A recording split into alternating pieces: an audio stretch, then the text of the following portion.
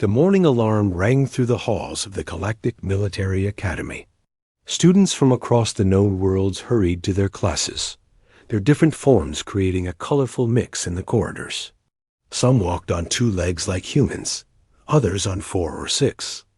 Some had scales, others had fur, and a few seemed to be made of living crystal. Jake Martinez walked slowly through these halls, trying not to stare at his classmates. Everything here was so different from Earth. The ceilings were much higher, to fit the tall alien students. The doors were wider.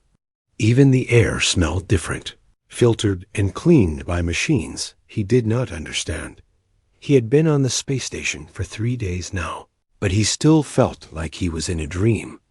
Just 2 months ago, he had been a regular college student in Colorado. Now he was the first human ever to attend the most important military school in the galaxy. The other students looked at him as he passed. Some seemed curious, others looked confused. A few made sounds that might have been laughter. Jake understood why. Compared to most of them, he looked very small and weak. He reached the classroom and stopped at the door. Through the window, he could see his new classmates. There were the Corthany students, each one nearly 8 feet tall with thick gray skin that looked like armor. Their muscles bulged under their clothes, and their faces had no expression at all. Out near the back sat 3 Zephyrians, insect-like beings with 4 arms and large compound eyes. They made clicking sounds when they talked, and their heads moved in quick, jerky motions as they watched everything around them. The Sorok students were easier to spot because of their bright green scales and the way they flicked their tongues to taste the air. Jake had read that they could sense heat from across a room, and their bites were poisonous. There were many other species he recognized from his study materials, and several he did not. All of them looked like they were born for war. All of them looked dangerous. Jake took a deep breath and opened the door. The talking stopped. Every eye in the room turned to look at him. He felt his face get hot, but he walked to an empty seat in the middle of the room and sat down. "Look at how small it is," whispered a voice behind him. Jake did not turn around. "Does it even have any natural weapons?" asked another voice. "I heard its homeworld is completely safe. No dangerous animals at all." Jake opened his notebook and pretended to read, but he could hear every word. He had expected this. The briefing officers on Earth had warned him that most galactic species saw humans as weak. They were not completely wrong. Humans were not the strongest, or the fastest, or the toughest species in the galaxy. The door opened again, and the room fell silent. Commander Vex High entered, his 4 eyes scanning the students. He was an Altarian, one of the older species in the galaxy. His silver scales caught the light as he moved, and when he spoke, his voice filled the room. "Good morning, students. Today, we begin advanced tactical warfare training. But first, I want to introduce someone special." His eyes found Jake. "We have our first human exchange student joining us. Please welcome Jake Martinez from the planet Earth." Jake stood up and nodded to the class. A few students nodded back politely, but most just stared. "Now," Commander Vex High continued, "let us begin today's lesson on predator classification." The commander touched a control on his desk, and the room darkened. A holographic display appeared in the center, showing a fierce-looking creature with 6 legs and razor-sharp teeth. Throughout the galaxy, we classify predators into 5 categories based on their hunting ability and danger level. Tier 1 includes small ambush predators that hunt insects and small animals. Tier 5 represents apex predators capable of hunting entire species to extinction. The display changed to show different creatures. Some looked like giant spiders. Others resembled Earth animals, but with extra teeth, claws, or armor. A few were so strange that Jake could not even guess how they moved or ate. "Each of your homeworlds has contributed to our understanding of predator behavior," the commander said. Who can give us an example from their world? A Korthany student raised his massive hand. On Korth Prime, we have the Iron Bears. They stand 12 feet tall, and their claws can cut through metal. They are Tier 3 predators. Excellent, said Commander Vex High. The display showed a creature that looked like a bear crossed with a tank. Its fur was actually metal plates, and its eyes glowed red. A Zephyrian clicked rapidly and raised 2 arms. The hive hunters of Zephyr hunt in groups of 50. They can strip the flesh from a large animal in seconds. Tier 4 predators. The display showed swarms of creatures that looked like flying razors. Jake felt sick watching them work. More students shared examples. Each creature seemed more terrifying than the last. There were predators that could turn invisible, others that could burrow through solid rock, and some that hunted by controlling the minds of their prey. Finally, Commander Vex High looked at Jake. And what about Earth, Cadet Martinez? What predators does your homeworld offer? Jake felt every eye in the room focus on him again. He cleared his throat. Well, we have wolves. They hunt in packs and can track prey for many miles. And brown bears, which can weigh over 800 pounds and run 30 miles per hour. The room was quiet for a moment. Then someone laughed. Soon, several students were making the laughing sounds of their species. That is all? Asked a Sorok student, her tongue flicking out to taste Jake's scent.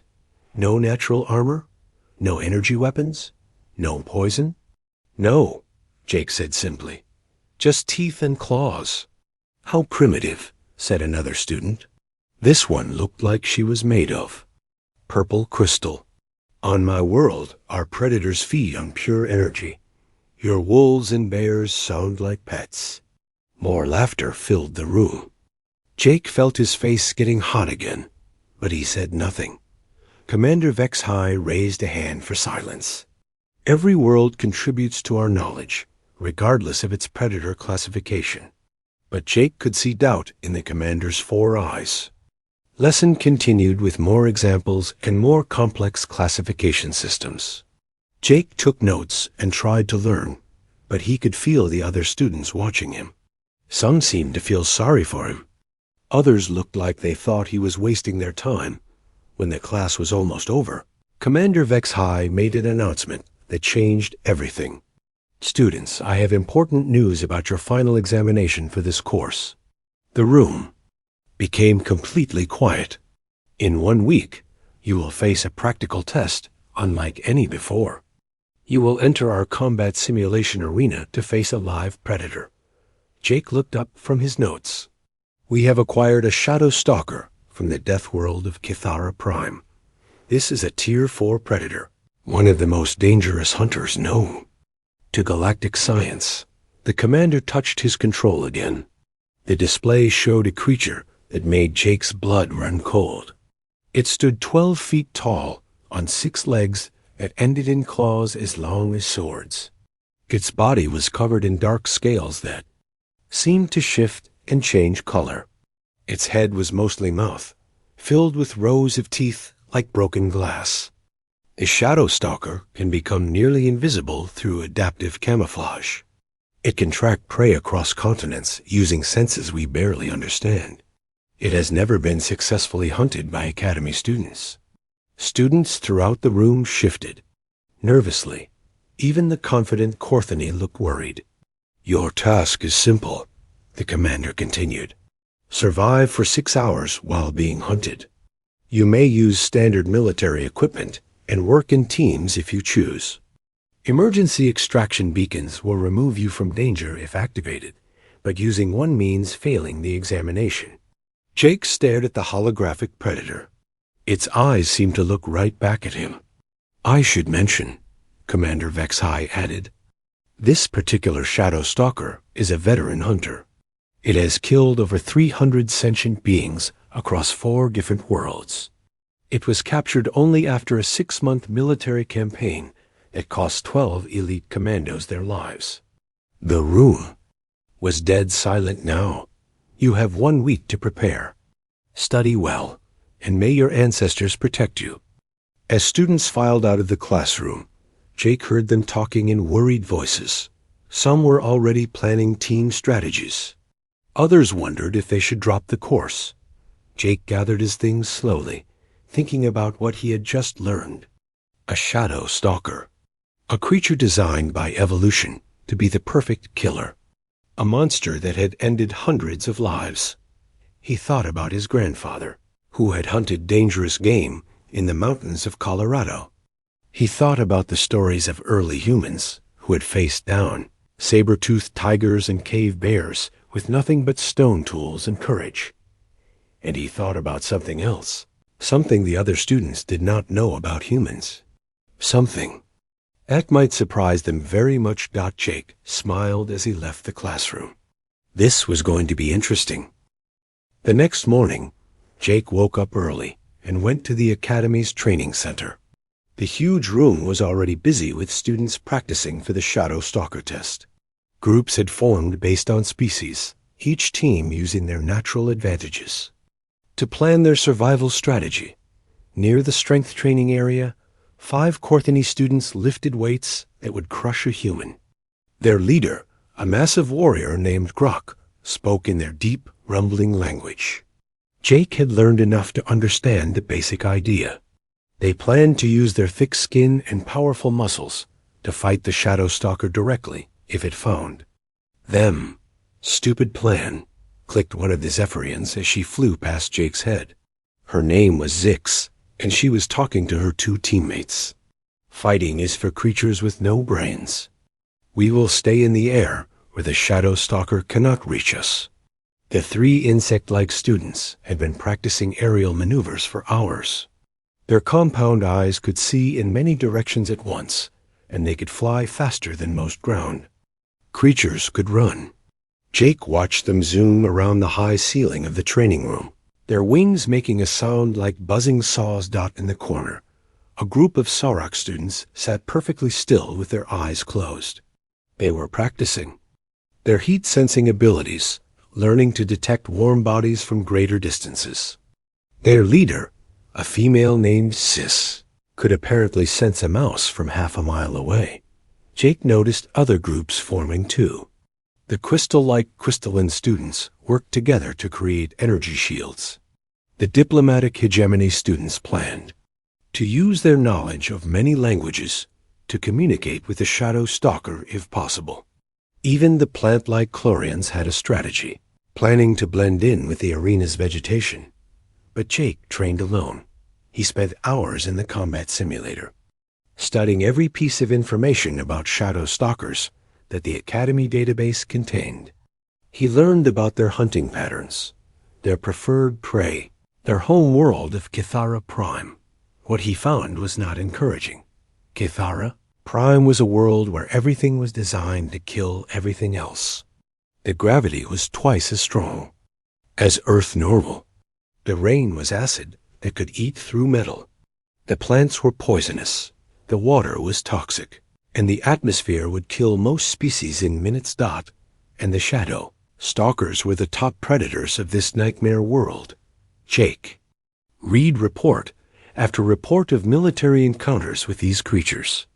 Elite soldiers with the best weapons and armor had been torn apart in seconds. Entire squads had vanished without a trace, leaving only claw marks on walls and pools of blood. Martinez. Jake looked up from his study screen to see Ben Cooper standing nearby. Ben was a hegemony student, tall and blue-skinned with kind eyes. He was one of the few aliens who had been friendly to Jake since his arrival. "You should join our group," Ben said, sitting down across from Jake. "We could use someone with your unique perspective." "Thanks, Ben, but I work better alone." "It's kind of a human thing." Ben frowned, an expression that looked strange on his blue face. "Jake, no offense, but you're going to die if you face that thing alone. Even working together, most of us probably won't survive 6 hours." Jake saved his research and closed the screen. "Maybe, but humans have faced worse odds before." Worse than a shadow stalker? Ben laughed, but it was not a happy sound.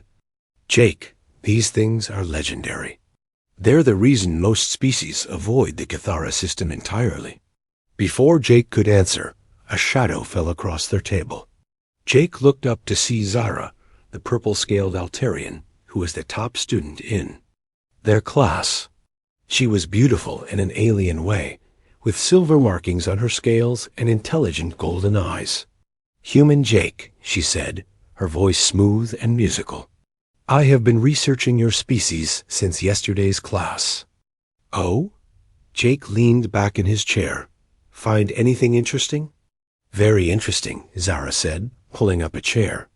"According to the Galactic database, your homeworld is classified as a Class 2 garden world. Moderate climate, abundant resources, minimal predation pressure. How exactly did your species develop intelligence without natural selection pressure?" Other students had begun to gather around, curious about this conversation. Jake could see Grok and his Korthani friends listening, along with several Zephyrians and Sorok. "The data indicates that humans evolved as persistence hunters," Zara continued, reading from her tablet. "You would chase animals until they collapsed from exhaustion. Hardly the behavior of a true predator. More like ... scavengers who got lucky." Some of the watching students made sounds that might have been laughter. Jake noticed Grok's lips pull back in, what was probably a smile, showing his metal teeth. "You know," Jake said calmly, "humans have a saying. It's not the size of the dog in the fight, it's the size of the fight in the dog." Zara tilted her head, confused. "What is a dog?" "Maybe you'll find out after the test," Jake said, standing up. "If you're still around to ask questions." The group of students muttered among themselves as Jake walked away. He heard words like primitive and delusional and dead in the first hour. Jake spent the rest of the day in the physical training area, working on his endurance and reflexes. His scores were not impressive compared to his classmates. He could not lift as much as a Korthani, move as fast as a Zephyrian, or see as well as a Sorok. But there were other things he practiced that the alien students did not understand. He practiced being quiet. He practiced being patient. He practiced moving through different types of terrain without leaving obvious tracks. These were skills his grandfather had taught him during hunting trips in the Colorado mountains. That evening, Jake called his family on Earth using the Academy's communication system. His sister Lisa appeared on the screen from her research station in Alaska, where she studied wild animals for the government. "Hey, little brother," Lisa said, smiling. "How's space school treating you?" "Oh, you know, the usual. Tomorrow, I get hunted by a 12-foot-tall invisible monster that's killed hundreds of people." Lisa laughed, thinking he was joking. "Sounds like a typical Tuesday for our family. Dad still talks about that time you tracked that mountain lion for 16 hours when you were 15. That was different, Lisa. This thing is designed to kill." Lisa's expression became serious. "Jake, remember what Grandpa always said about hunting dangerous game. The animal might be stronger, faster, and meaner than you, but you're human. That means you're the most dangerous thing on any planet, because you're the only one that refuses to quit." After the call ended, Jake sat in his small dormitory room, looking out at the stars through the window. His room was plain and simple. Not like the specialized quarters some of the other species needed. The Chlorians needed rooms full of special lights. The Aquarians needed water-filled chambers. The Crystallins needed rooms that could conduct energy. Humans just needed a bed and some air to breathe. The next few days passed quickly. Jake continued to train alone while his classmates worked in their groups. He noticed that the alien students were becoming more nervous as the test approached. Some had started wearing protective gear, even during regular classes. Others practiced their emergency beacon activation procedures over and over. On the fourth day, Commander Vex High made an announcement that made everyone even more worried. Students, the Shadow Stalker has arrived and is being prepared for your examination. I have personally observed this creature, and I must warn you, it is larger and more aggressive than our previous specimens. The commander's 4 eyes looked around the classroom, studying each student. This particular Shadow Stalker was captured after it killed an entire research team on a mining planet. It took 6 months and a full military battalion to bring it down alive. 12 elite commandos died in the process. Jake felt the mood in the room become even more tense. Even Grok and his confident Corthany teammates looked worried. The creature will be released into the arena tomorrow morning with a 30-minute head start to establish its territory. The arena has been configured to match conditions on Kithara Prime, including increased gravity and environmental hazards. Several students shifted uncomfortably in their seats. Remember, this is a survival exercise, not a combat mission. Your goal is to remain alive and undetected for 6 hours. The Shadow Stalker will be actively hunting you. Emergency extraction beacons will teleport you to safety, but using one means failing the course. That night, Jake lay in his bed thinking about the test. Around him, he could hear his classmates moving restlessly in their rooms. Some were probably not sleeping at all, but Jake felt something different from his classmates. While they felt fear and worry, he felt something else. Something that reminded him of stories his grandfather told about hunting grizzly bears in the wilderness, and the look in the old man's eyes when he described tracking a wounded animal through thick forest. Jake felt excitement. He thought about all the reports he had read, all the data about shadow stalkers and their hunting methods. He thought about Kithara Prime and its deadly environment. He thought about the hundreds of soldiers and researchers who had died facing these creatures, and he thought about something else, something that none of his classmates knew about humans, something that might surprise them very much when they went. Test began. Jake smiled in the darkness and went to sleep. Tomorrow, his classmates would learn what it really meant to be from Earth. The examination arena was the largest room Jake had ever seen. The ceiling was so high it disappeared into darkness, and the floor stretched out for miles in every direction. The Academy's computers had changed the entire space to look like the Deathworld of Kithara Prime. Jagged rocks stuck up from the ground like broken teeth. Strange metal trees with sharp edges grew in twisted patterns. Pools of bubbling acid sent up clouds of poisonous steam. The air was thick and hard to breathe, and Jake could feel the increased gravity pulling at his body with every step. 42 students stood at the starting line, each wearing basic survival gear. Jake looked around at his classmates and saw fear in many faces. Even the tough Corthany students seemed nervous, their thick gray skin darker than usual with worry. Commander Vex High stood before them, his silver scales gleaming under the arena's artificial lights. Students, the Shadow Stalker was released 30 minutes ago and has had time to choose its hunting ground. Your test begins now. Jake checked his equipment one more time. He carried a standard energy rifle that could kill most creatures with a single shot. He had basic camping gear, water purification tablets, and a simple combat knife. His equipment looked almost primitive compared to what his classmates carried. The Corthany team had heavy armor and massive weapons. The Zephyrians wore special flight suits with energy shields. The Sarok group carried heat-seeking devices and poison detectors.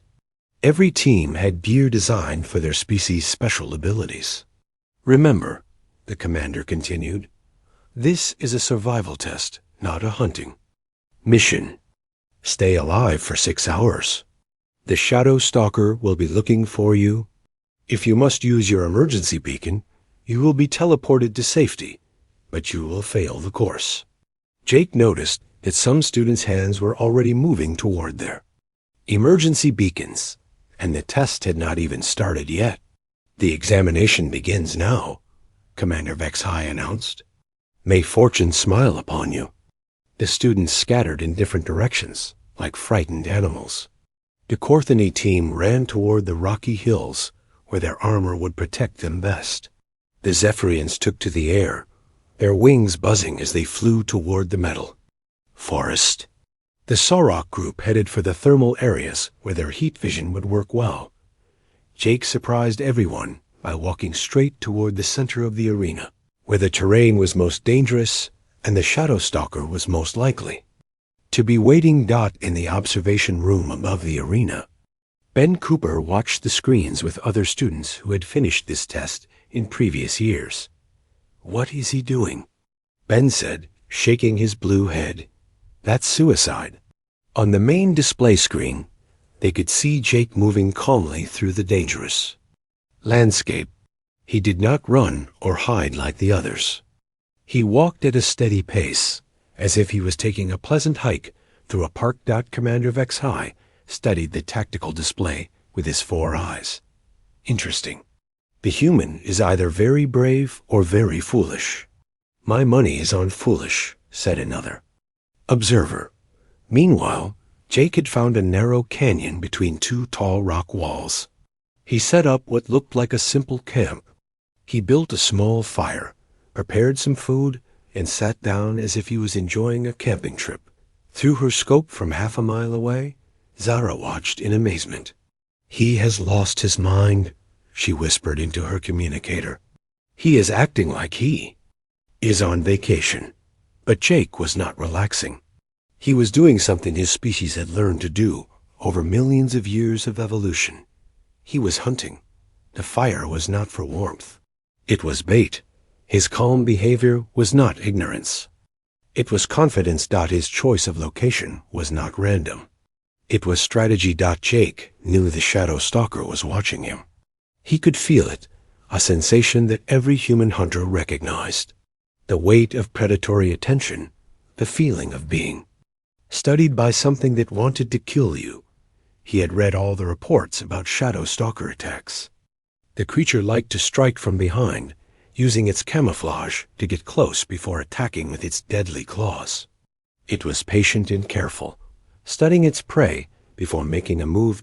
In the first hour, the Shadow Stalker found its first victim. A Corthony student's emergency beacon, activated as razor-sharp claws, cut through his supposedly unbreakable armor. The student appeared in the medical bay, shaken but alive. It was invisible, the student reported to Commander Vex-High. I never saw it coming. It cut through my armor like it was made of paper. 20 minutes later, a second beacon activated. This time it was a Zephyrian who had thought flying would keep her safe. The Shadow Stalker had climbed the canyon walls with impossible speed and pulled her from the sky. It can climb, the Zephyrian said, her compound eyes wide with terror. It moves like gravity means nothing to it.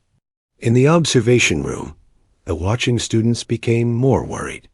2 of their best fighters had been taken out in less than an hour. How many do you think will survive?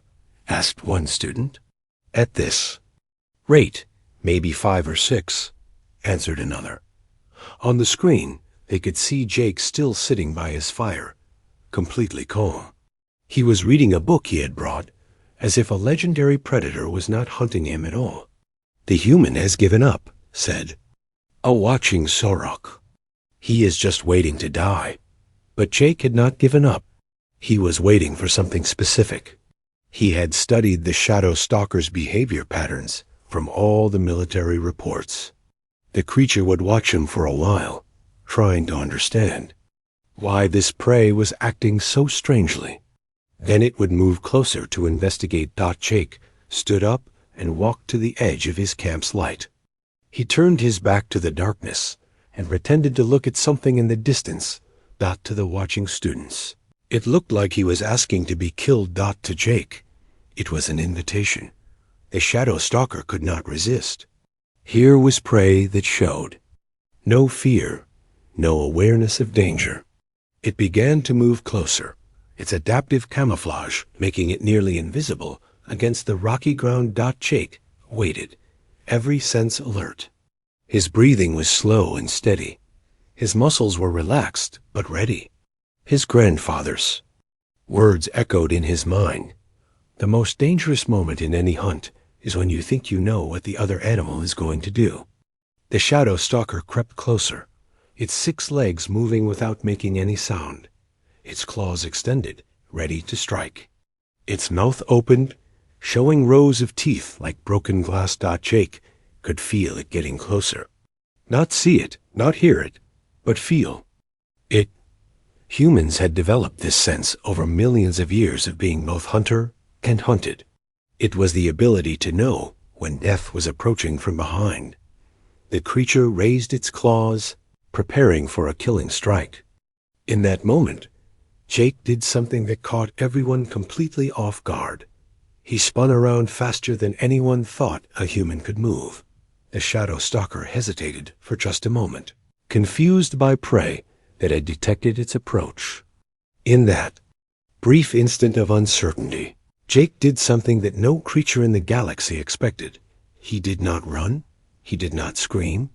He did not activate his emergency beacon. Jake smiled. The watching students in the observation room sat in stunned silence. On the screen, they could see the massive shadow stalker, its camouflage failing as it prepared to attack. And they could see Jake, small and seemingly helpless, looking up at the creature with an expression they had never seen on any prey animal before. He looked happy. "What is he doing?" whispered Ben Cooper. Commander Vex High leaned forward in his chair, all 4 eyes focused on the screen. "I do not know, but I think we are about to learn something new about humans." In the arena, Jake looked up at the 12-foot-tall predator that had killed hundreds of sentient beings. The creature's eyes were like black holes, filled with nothing but the desire to kill. Its claws were longer than Jake's entire arm. Its mouth could bite him in half without effort, and Jake felt something he had not expected to feel when facing death itself. He felt like he was finally home. The shadow stalker lunged forward with all its speed and power. But Jake was already moving, not away from the creature, but toward it. For the first time in its life, the shadow stalker was fighting prey that refused to be prey. The real test was just beginning. The shadow stalker stopped in the middle of its attack, confused by what it was seeing. In all its years of hunting across 4 different worlds, it had never encountered prey that moved toward danger instead of away from it. Jake did not try to run faster than the creature. He knew it was quicker than him. He did not try to fight it with strength. He knew it was much stronger. Instead, he did something that caught the shadow stalker completely off guard. He attacked first. Jake's combat knife flashed in the firelight as he moved forward. But he did not aim for the creature's body, where its natural armor was thickest. Instead, he went for its legs, trying to slow it down and limit its movement. The shadow stalker's claws raked across Jake's shoulder, tearing his uniform and cutting deep into his skin. Blood ran down his arm, but he did not retreat. Instead, he rolled under the creature's reach and struck at nerve points he had studied in the Academy's anatomy. Files. In the observation room, the watching students sat in shocked silence. "Impossible," whispered Commander Vex High. "He is fighting a shadow stalker in hand-to-hand combat." "But humans are supposed to be weak," said a crystalline student. "How is he still alive?" The battle was fast and violent. The shadow stalker was used to prey that either ran away or froze in terror. It had never fought something that seemed to understand combat tactics and refused to give up. Jake used everything around him as a weapon. When the creature tried to use its camouflage to disappear, Jake grabbed burning branches from his fire and waved them around, making it impossible for the shadow stalker to hide in the shadows. He led the creature into the narrow canyon where its large size became a problem instead of an advantage. The 12-foot-tall predator had trouble turning quickly in the tight space, while Jake could move more easily. But Jake's real weapon was not his knife or his fire. It was his brain. While the Shadow Stalker fought using millions of years of instinct, Jake fought using intelligence. He learned from each attack, adapted to each move, and began to predict what the creature would do next. The Shadow Stalker grew frustrated. This small, weak prey was not acting like prey at all. Every time it thought it had tricked, he found a way to escape. Every time it tried to use its superior strength, Jake turned that strength against it. Finally, the creature made a mistake. It became so angry that it abandoned its careful hunting tactics and committed to one massive attack, using all its power to try to crush Jake against the canyon wall. This was exactly what Jake had been waiting for. As the Shadow Stalker lunged forward with everything it had, Jake demonstrated the most frightening thing about human evolution. Humans had learned to use an opponent's strength as a weapon against them. Jake rolled to the side at the last second, letting the creature's own momentum carry it past him and into the stone wall. The impact was so hard that rocks fell from above, and the Shadow Stalker staggered, stunned and off balance. In that brief moment, when the creature was confused and vulnerable, Jake struck with surgical precision. His knife found the exact nerve cluster that would temporarily paralyze the Shadow Stalker's primary weapons, its claws. The great predator stumbled backward, shaking its head in confusion. For the first time in its life, it felt something it had never experienced before. Fear. This small, soft creature had done something impossible. It had wounded a Shadow Stalker in single combat and lived to tell about it. Jake did not press his attack. He could have tried to kill the creature while it was stunned, but instead he stepped back, keeping eye contact while slowly backing toward his camp. The message was clear without words. He could have finished the fight, but he chose not to. Shadow Stalker, guided by survival instincts that were millions of years old, recognized something it had never seen before. It was looking at a predator more dangerous than itself. The creature retreated into the darkness, choosing to find easier prey among the other students. From the observation deck, Ben Cooper stared in amazement. Did a human just make a Shadow Stalker run away? Commander Vex High studied the screens with all 4 eyes wide. In 3,000 years of Academy history, no student has ever successfully fought a Shadow Stalker in direct combat and survived. Most do not even see the creature before it kills them. Jake sat down by his fire and began treating his wounds. The cuts on his shoulder were deep, but not life-threatening. He cleaned them carefully and wrapped them with medical supplies from his kit. But he knew the real test was just beginning. The Shadow Stalker would be back, and next time it would be more careful, more dangerous. But Jake was also learning, adapting his tactics with each encounter. Over the next 2 hours, the creature made 3 more attempts to kill Jake. Each attack was more sophisticated than the last. It tried ambush tactics, using the arena's dangerous environment to set traps. It attempted to exhaust Jake by stalking him for long periods, forcing him to stay alert and active. Each time, Jake not only survived, but learned something new about his opponent. He discovered that the Shadow Stalker was intelligent enough to change its tactics, but not creative enough to think outside its natural hunting patterns. Meanwhile, other students continued to fall. Emergency beacons flashed as the creature claimed victim after victim. By the 4th hour, only 12 students remained active in the arena, but something strange was happening. The Shadow Stalker kept returning to Jake, drawn by something it had never encountered before. This small human represented a challenge unlike anything in the creature's experience. Zara, still hidden in her defensive position, watched through her scope as Jake sat calmly by his fire, reading his book while a legendary predator stalked him from the shadows. What kind of creature is he? She whispered to herself, as if he had heard her question from half a mile away. Jake looked directly at her hiding place and waved. Even from that distance, she could see him smile. Not the desperate grin of someone fighting for survival, but the relaxed expression of someone enjoying a challenging game. "He knows I am watching him," Zara said into her communicator. "How is that possible?"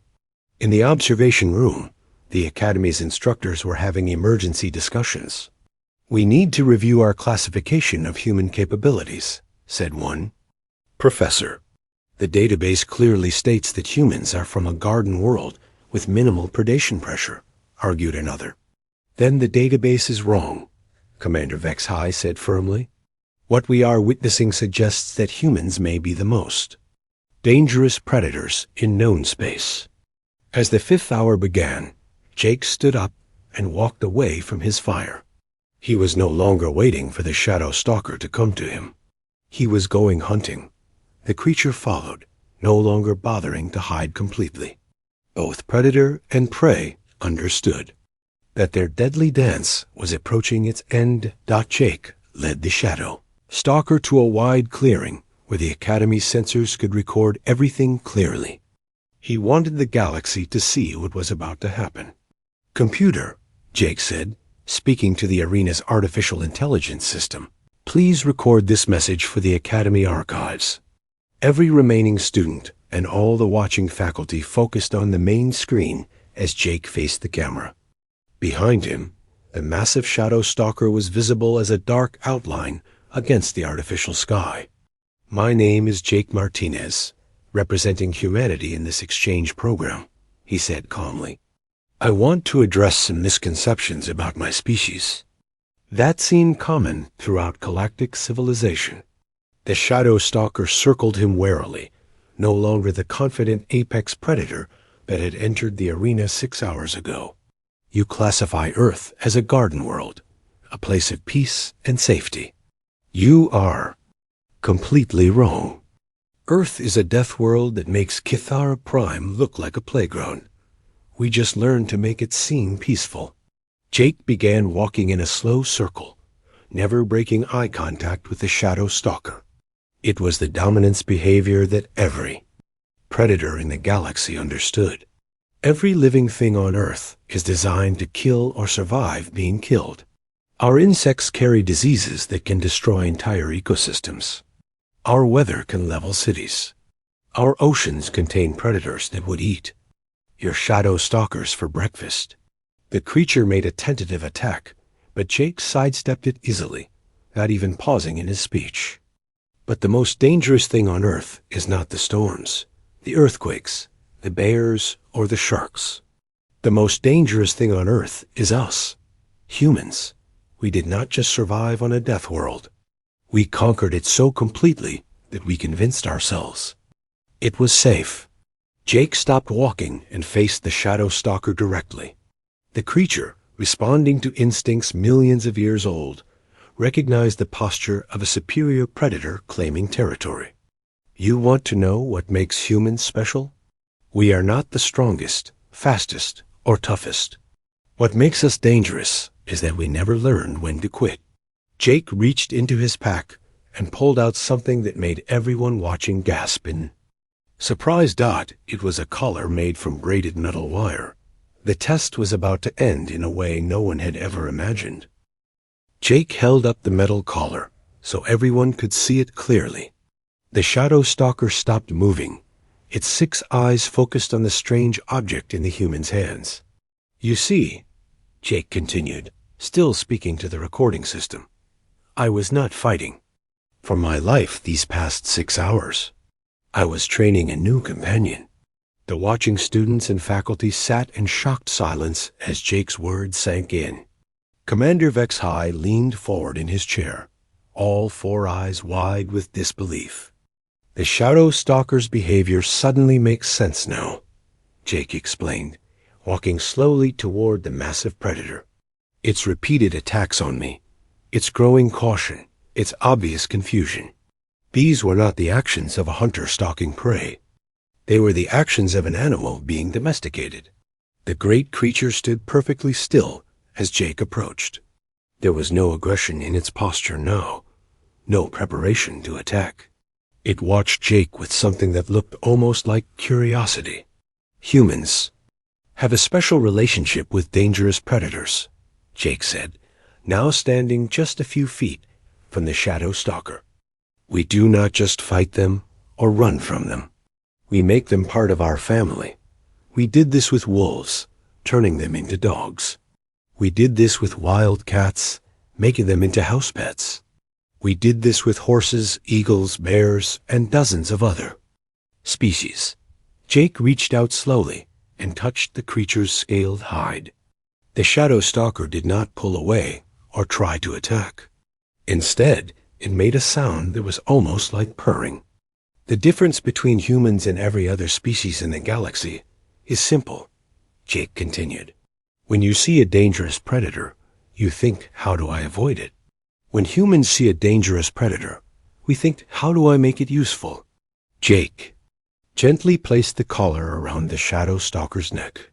The creature that had terrorized the galaxy, that had killed hundreds of sentient beings, that had been captured only after a massive military campaign, stood quietly and let a human put a collar on it. End recording. Jake said to the computer. The arena fell completely silent, except for the sound of Jake scratching behind the shadow stalker's hearing organs. The creature made that purring sound again, leaning into Jake's touch like a giant. Deadly pet. The examination is officially over, Commander Vex-High announced, but his voice sounded weak and confused. Ben Cooper was the first to speak from the observation deck. Jake ... Did you just tame a shadow stalker? Jake grinned and patted his new companion on its armored head. Meet Rex. He is going to need a bigger food bowl than most pets. The shadow stalker, now apparently named Rex, followed Jake toward the arena exit like an obedient dog. Its massive claws clicked on the stone floor, but there was no threat in the sound now. It stayed close to Jake's side, occasionally looking up at him as if waiting for instructions. Commander Vex-High stared at the display screens showing Jake walking calmly out of the arena with a legendary killing machine following him like a trained animal. Computer, the commander said quietly, immediately classify all information about human capabilities as top secret. Contact the Galactic Council and inform them that our assessment of Garden Worlds may need complete revision.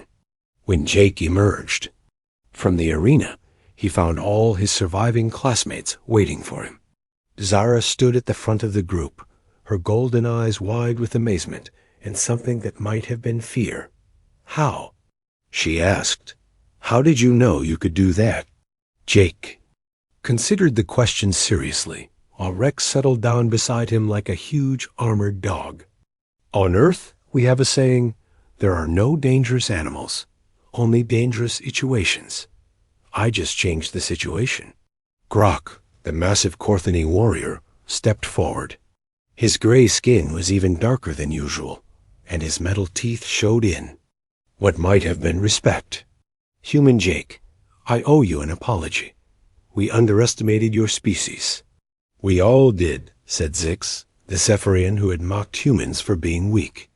Her compound eyes reflected the light as she looked at Rex with obvious nervousness. Your people are not what our databases said they were. Jake scratched Rex behind what passed for ears, producing more of those purring sounds.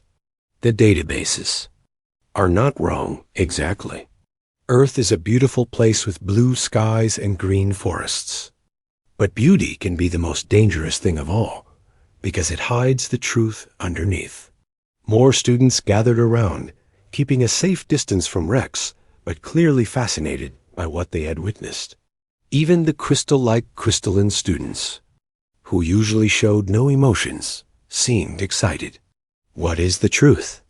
Asked Ben Cooper. Jake looked around at all the alien faces watching him. The truth is that humans spent millions of years learning to survive on a world where everything was trying to kill us. Not just the big predators, but the tiny ones too. Diseases, parasites, poisonous plants, natural disasters, climate changes that could wipe out entire regions. Rex made a contented sound and rested his massive head against Jake's leg. We learned to adapt to anything, eat almost anything, live almost anywhere. We learned to work together to bring down prey much larger and stronger than ourselves. Most importantly, we learned that giving up meant dying, so we simply stopped giving up. Commander Vex High approached the group, his expression serious. Cadet Martinez, what you have accomplished today will change how the galaxy views humanity. But I must ask, did you plan this from the beginning? Jake smiled. Not exactly. But when I read about shadow stalkers, I noticed something interesting in the reports. Every description mentioned how intelligent they were, how they could adapt, their hunting methods, how they showed problem-solving abilities. Those are not the traits of a simple killing machine. Those are the traits of a species that can learn. And if they can learn, Ben said, understanding beginning to show in his blue face, they can be taught. Exactly, Jake said. Rex here is not evil or mindless.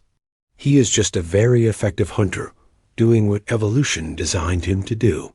All I had to do was show him that working with me was more interesting than killing me. Rex lifted his head and looked around at all the assembled students. Several of them stepped back nervously, but the great predator showed no aggression. He seemed content to stay close to Jake and observe his new environment. Over the following days, news of Jake's achievement spread throughout the academy and beyond. Military commanders from across the galaxy requested copies of the examination.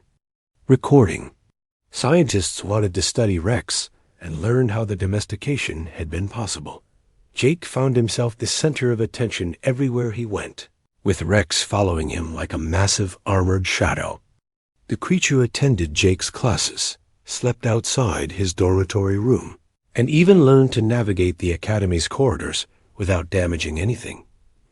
More importantly, the way other students treated Jake changed completely. Where before they had seen weakness, they now saw hidden strength. Where before they had seen a primitive species, they now saw sophisticated intelligence. You know, Zara said one day as they sat in the academy cafeteria, I have been thinking about what you said about Earth being more dangerous than Cathara Prime. Jake looked up from feeding Rex some kind of alien meat that the creature seemed to enjoy. What about it? If your world really is that dangerous, and humans learn to not just survive but thrive there, what does that make your people when they leave Earth and go to easier worlds? Jake considered this question while Rex made happy purring sounds. Around them, other students continued their conversations, but Jake noticed that many of them glanced over at his table with expressions of new respect. I suppose, Jake said finally, it makes us very good at adapting to new situations. 6 months later, Jake graduated at the top of his class. Rex became the Academy's first officially recognized non-sentient combat partner, and a new training program was established to study human methods of predator interaction. The Galactic Council received a formal report recommending that humanity's application to join the military alliance be approved immediately. The report's conclusion was simple. Humans represent the most effective warrior species ever encountered, precisely because they do not think like warriors. They think like predators who learn to use their intelligence. But perhaps the most significant change was in how the galaxy classified worlds and species. The old categories of garden worlds and death worlds were revised to include a new designation, adaptation worlds, planets, that produced species capable of thriving anywhere in the galaxy. Earth was the first world to receive this classification. Jake kept in touch with his family through regular video calls. His sister Lisa was particularly amused when she saw Rex during one of their conversations. So let me get this straight, she said, laughing. You went to space school and came back with the galaxy's most dangerous predator as a pet? Jake scratched. Rex behind his hearing organs, producing the familiar purring sound. Not a pet, Liza, a partner. There is a difference. Right, Lisa said, still smiling. Just promise me you will house train him before you bring him home for the holidays. Jake looked at Rex, who was currently using one of his massive claws to delicately pick food from between his razor-sharp teeth. I think that might take some work. As Jake's first year at the academy ended, one fact had become clear to every student and faculty member: humanity's application to join the Galactic Military Alliance had not been a request for protection. It had been a job application, and the galaxy had just seen humanity's resume.